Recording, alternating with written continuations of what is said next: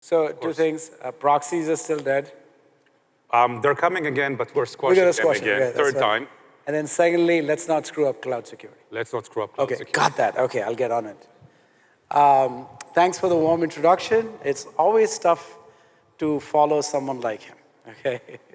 It's, by the way, he's like this all the time, just in case you're wondering, this is not made up personality or anything like that. In fact, I was interviewing, I was leaving, looking to leave Google, sat down with him and said, after the first handshake, hey, so why is Google number 3? The products are so good. I'm like, okay, let's just talk a little bit before we jump right into it. And that's why, I love the culture here. It's a great place to be. Thank you, everyone, for your partnership. We really appreciate it. Take it seriously. I've been here about 7 months and seen a lot of the clients around the world, over 200 meetings. And, inevitably the first, just because of my background, goes to cloud. And, the journey's been pretty fascinating. I've been working in that area since 2009. Actually, the first product we had come out with Google was actually App Engine. It wasn't even, containers or whatever. It was an ability to actually leapfrog and go to serverless immediately. And I don't think the world was ready for that at that time, except for one company actually chose it, Snapchat. The entire infrastructure is built on Google App Engine. But I digress. So the journey here that all of you are participating in started with something unsanctioned. Many of your friends who are developers, swiped a credit card and spun up some workload somewhere. Found incredible value from using products that you use in your consumer lives at work. And slowly that shift has come into its own. I'm actually really amazed. Clients that I used to call on in 2010, 2011, trying to convince them, look, this cloud's going to be a thing, invest in it, start to build up skills. Now we're thinking as their core strategy to be cloud first. And many of them actually are moving to cloud only, and we'll hear from a few of those.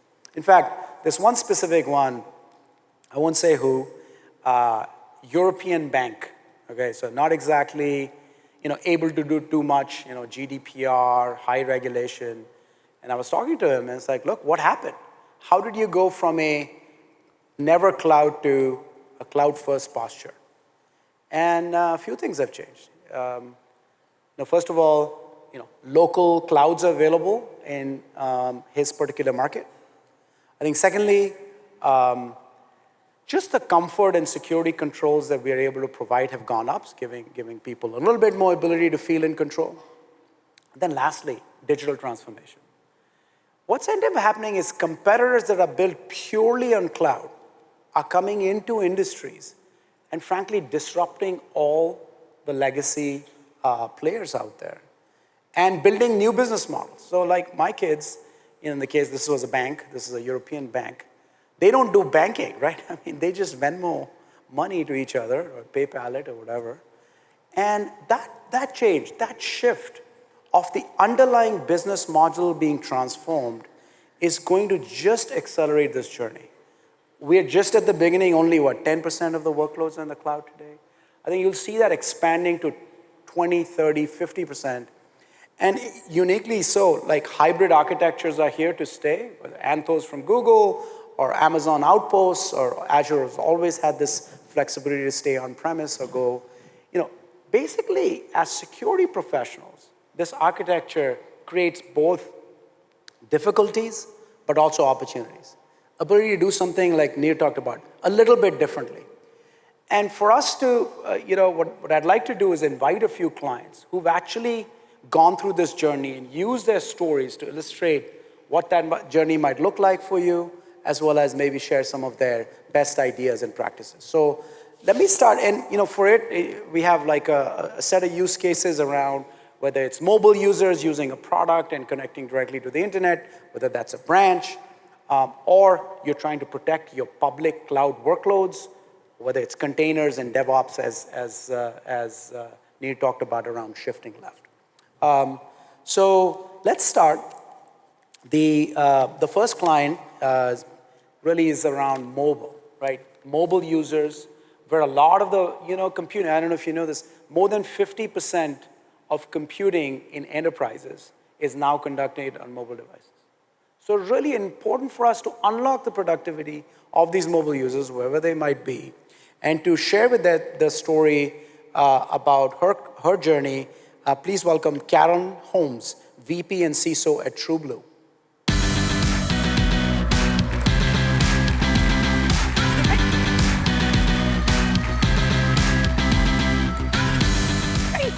Hi, Karen. Hi. How are you? Good.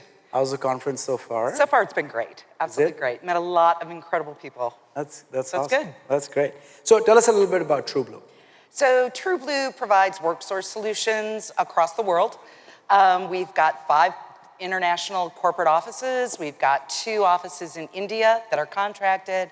We have about 7,800 employees, and about 800 of those are mobile users. Yeah. Important. That's the talk we're talking about. Yeah, the laptop user, the road warrior, Road the warriors. person who's at offices and client sites and airports. Being a road warrior myself, I know how tough that Yeah. experience used to be, mobile VPN stuff that never really worked. I mean, how have you gone about securing those users? So we started our journey just a little under 2 years ago, and I'll be honest with you, I've got some brilliant engineers on my team who were playing tuck, duck, and roll, using duct tape, baling wire, WD-40 to keep the old security stack going. Yeah. And none of it was interoperable. There was no automation, no orchestration between any of my tools.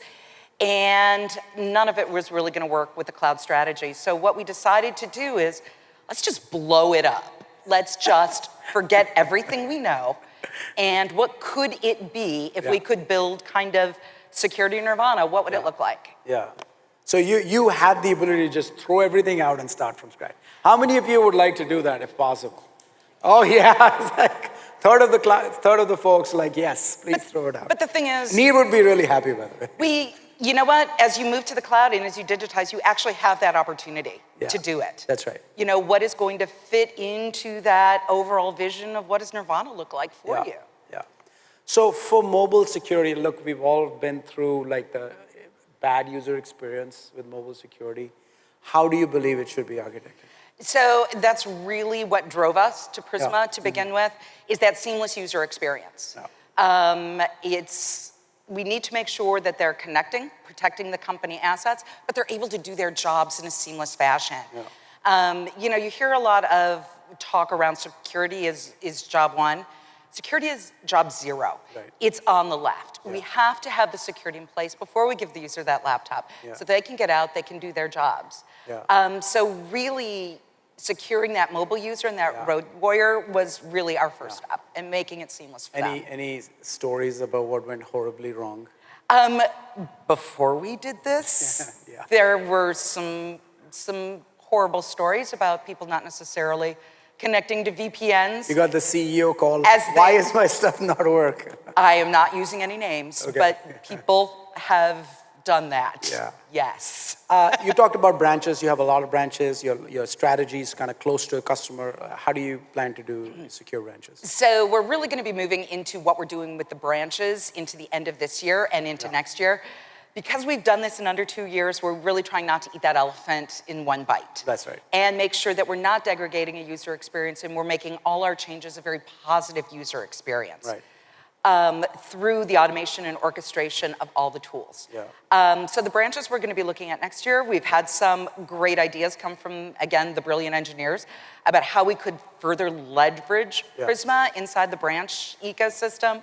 So we're really trying to decide what can that be before we go forward and do it. Again, it's that defining success before you start. Because, I mean, we've got the coolest jobs in the world.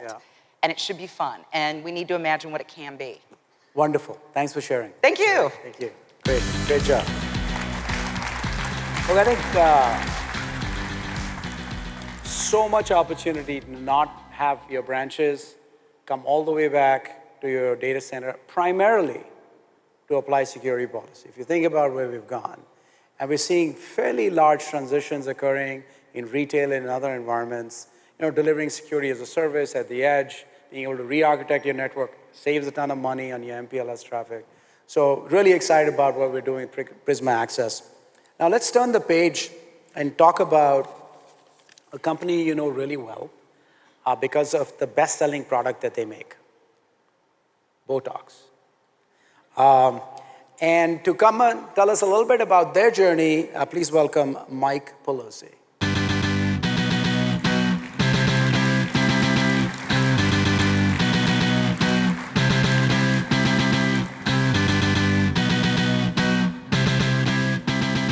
I had to get that in there. Yeah, that's perfectly fine. Great to see you again. Thanks for having me.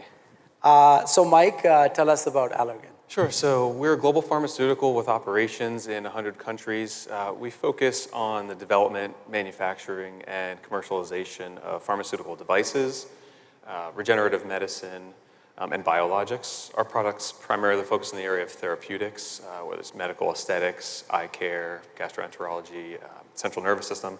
Some of the products that you recognize, Botox, cool sculpting devices, and Restasis is another popular one. To provide an idea of scale of the organization, we have about 22,000 end users and approximately 25,000 endpoints on the network that are interacted with and used on a daily basis. Yeah. So tell us about your cloud transformation. Sure. So we're very much in the early stages of building and migrating to our infrastructure as a service presence, both within the AWS environment and Azure. So we're going multi-cloud right out of the gate. Prior to that, it very much focused on software as a service. And the lion's share of our data, unstructured data that is, resides in O365. O365 is a great product. It works well. There is Google usage. I'd say it's unsanctioned. Unsanctioned. Unsanctioned right now. Google Docs. How to use it. And we implemented Prisma SaaS, formerly Aperture, for security and data protection. I guess for you, IP, sort of IP is the core of the company. Absolutely. So obviously, organization in our industry vertical, intellectual property is at the crux of our organization. That's really what we call internally crown jewels of the organization. So data protection was at the top of the rung on the ladder for our requirements. What were you doing before? So before you implemented SaaS security, what was your solution? Sure. So similar to many other organizations, what we ended up focusing on was relying heavily on endpoint DLP, as well as firewall reports that helped us understand at a high level where the data was going, but it really lacked the context around the what, the who, and the how. And what they're doing with the data, right? What like they were in terms of what, it's like, it's good to know that box is available, but what is being uploaded to that box? And is it allowed to be there? Is it not? What are they doing with that data then too? Are they sharing it excessively outside the organization? So tell us what went wrong. What went wrong? So it's a good question. A couple of lessons learned. I'd say we didn't necessarily get out in front of it early enough on. I'd say on the unsanctioned? On both the unsanctioned and the data protection. We're playing a little bit of catch up, and I think a lot of us are in the same boat. Even us right now, just starting to really embark on that journey for infrastructure as a service. Is embrace it. It's here. It's coming. Get in front of it. Otherwise, security organizations play catch up significantly. The other piece is as you go and implement a lot of these controls, specifically in the SaaS area, is work closely with both the business and the application owners, because those application owners are very touchy about, are you going to negatively impact service delivery and whatnot. So the sooner you can forge that relationship and work with them, the better off. What's next at Allergan for you? What's next at us? So as I mentioned, we're currently designing our cloud tenants, both AWS and Azure. We're looking at Prisma to also help in that area as well. So very much evaluating a number of different controls and figuring out what the right security architecture there, but we're hoping Prisma can help us there as well. Wonderful. Great to see you. All right. Thank you very much. Good luck. Yes.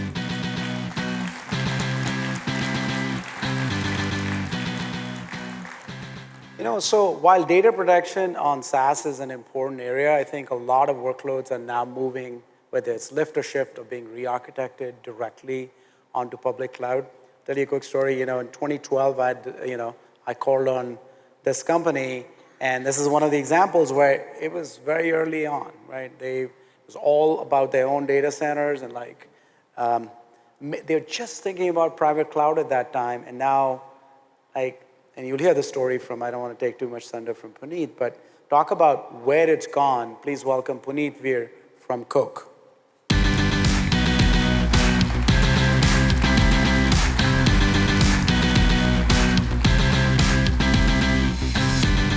Hey, Amit. Hey, Puneet, welcome to my office. Thank you, sir. It's Thank you for Puneet's having me here. birthday a couple of days ago. Happy birthday. Thank you. Thank you for celebrating it with us. Absolutely, pleasure's mine. So obviously, everybody knows Coke. I mean, you guys are also going through a fairly large product line shift. I love your new, tell us a little bit about Yep, the product. it's all about being, we want to be the drink for you every time you think about. Yeah. So we're going to be the beverage for life. So we're making a lot of Beverage for changes, just like you guys. Yeah. We want to be, integrated platform that gives you all the drinks. That's good. All the drinks. All the drinks, ladies and gentlemen. All the drinks. You haven't gotten into the alcohol business, though. Well, I've given my feedback. You will find Mike on 6th Street later on. Yes. Celebrating, and we'll celebrate. So tell us a little bit about the journey, cloud journey that you guys have been on. Pretty phenomenal, I have to say. Yes, I would say it's a phased journey. We started, like you said, in 2012. Just like everyone, let's simplify our data center. Let's try the private cloud. And soon we realized that private cloud was nothing but a stepping stone for us to go to the public cloud. And as we started moving our applications and workloads to public cloud, different business and our management decided that is it. That's it. They actually decided to sell the data center. Sell it. Yep. They said they're sold. You got 2 years. Incredible. Yeah. Make the journey. Yeah. So we were given that daunting task, and as we started, moving the applications, we realized that, okay, this is great. It gives us a lot of good, capabilities, but how do we move that task? Yeah. So we decided a three-pronged approach: either take the application and just retire it, so that we can use the cloud capability, or modify, simplify the application to become a little bit cloud aware. Yeah. And then you have those stragglers. You can't do anything about them. You have to lift and shift. Yeah, yeah. But we wanted to be in one, either all cloud or no cloud kind of a situation, right? Wow. We don't want to be in hybrid, so that's why we was given this push. Yeah. And believe it or not, in 2 years, we actually completed our journey. That's incredible. So today, we are completely cloud-only company. We've been there since last year. And this journey was, something that we learned a lot. We had to align ourselves and complete the journey. And it was not just like one team, but the whole organization it takes a coming lot. together. I mean, what about security in that? You're moving so quickly. Oh, trust me, security is always blamed, right? They're the one thing up, you can't do anything. So we actually, frankly, from a security point of view, we became the champion and the ambassador. Once we learned all the capability and the visibility we're going to get in the cloud that we never had in a data center, right? Yeah. We from security think that, yes, we know what's running in our environment. Right. But really, do you really know what's running on that server when the changes were made or file? So we became the ambassador once we learned, and we started telling teams, guys, we have to get this moved on. We became the enabler versus the people who block. Yeah. Because we knew that once we get in the cloud, we have great things. And we also learned, we actually had to unlearn what we had learned as security. Like it's done differently. It's done differently in the cloud. Yeah. We initially tried to, the uncertainty that Neil said earlier, yes, so what if you can't take a packet capture? Yeah. There has to be different ways and different things to work around that. Yeah. So that's what we actually, as a security team, once we learned those new capabilities and embrace them and start working with our developers and other team, it really, streamed ahead our journey and propelled us to be able to be successful, and not only be successful, but actually be secure, so that, we can actually maximize. And now that we are in cloud only, we can actually start maximizing all the benefits and start looking at the security from a different prism. And we wanted to start having more integrated platform versus best of breed. Prism, it's a different prisma. There you go. I think prisma. That's what it is. You stole that line from us. The overall future, all cloud for Coke. Yep, all just cloud. Retiring or shifting and lifting and shifting. All done. Apps, all finished. Finished. What's next? What happens? Well, we're continuing to do a journey. We are refining ways how we're going to, do things differently and mature a capability. We're looking at the serverless now, moving from monolithic to microservices architecture. Yeah. We still have some applications. And there are some applications which you have to just, learn how to run in the environment differently. Yeah. So that's what we continue to do that. But the biggest thing is that as a company, we have to, we started organizing ourselves in the DevSecOps model. and actually bring down those silos between different teams. Yeah. So engineering, security, development have to work together in that model. And that's only the way we can be successful. And security has to learn from some of those capabilities which exist in the cloud that you can't get without having a developer in your team. Yeah. So that was a big learning lesson for us. And now we continue to, as an organization, we are working in a DevSecOps model. Yeah. We have taken the security and put that with engineering. I see. So we don't have any different security, engineering, and operation. I used to run that. Now we're part of the bigger team in one team only. Wow. What an incredible story. Congratulations. Thank you, Amit. Thank you for having us. All right. Thank you.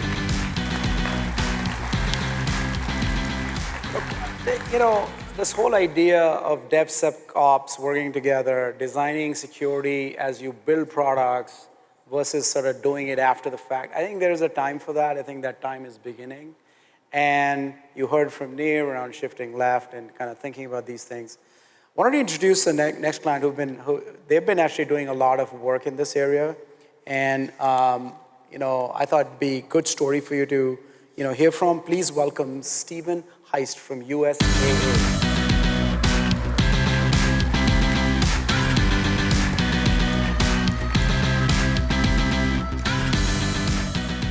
Welcome, Stephen.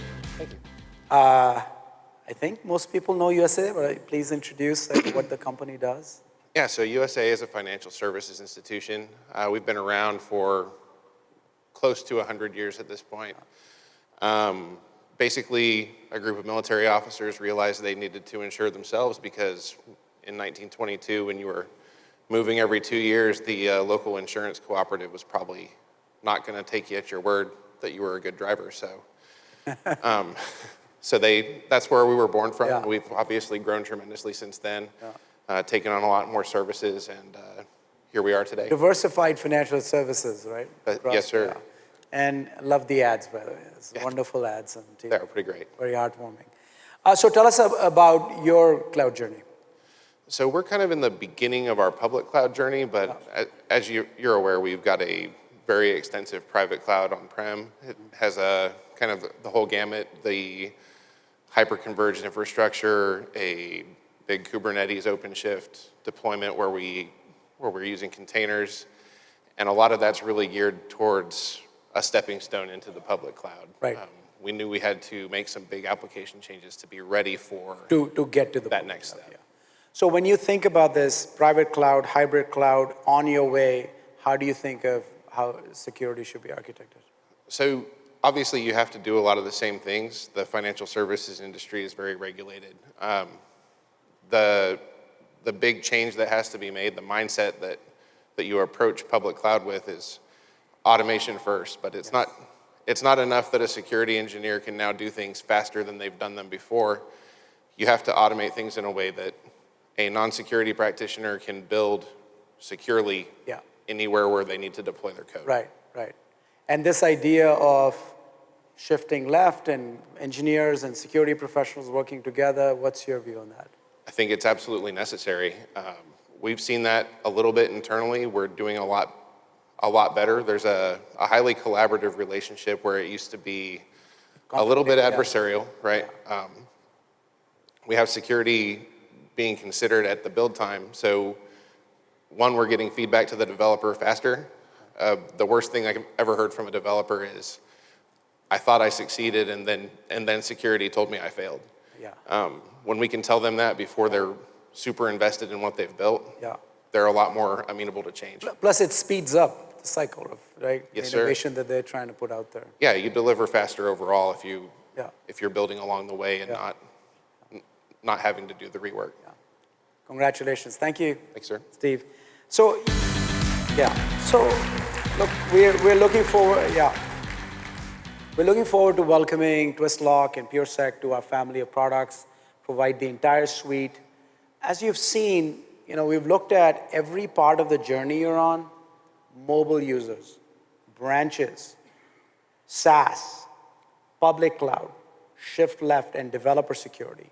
We've tried to construct a narrative and a product family that both provides you best in class in each one, but also, as you saw from Lee's presentation yesterday, common look and feel, organization control, and more coming in the future if you went to the the sessions, you see what we're working on the roadmap. The journey for cloud is an exciting one for all of us. We are grateful that we are your partner of choice in many cases. We encourage you to learn more about that at this session. And thank you for the warm welcome. Welcome back, Nir Zuk.